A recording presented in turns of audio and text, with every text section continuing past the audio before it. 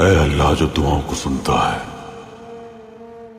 جو ہماری شہرک سے زیادہ قریب ہے، تو مہربان ہے، رحیم ہے، بخشنے والا ہے، ہمارے عظیم الشان اللہ جس نے زمین اور آسمان بنائے، اس زمین، سلطنت اور تمام مخلوقات کے مالک، جو غائب اور ظاہر ہر راز کو جانتا ہے، جو تمام خوبیوں کا تنہا مالک ہے، جس کے پاس سب کچھ ہے۔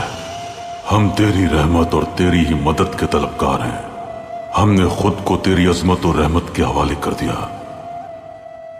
ہم صرف تیری مدد کے لیے دعا گو ہیں۔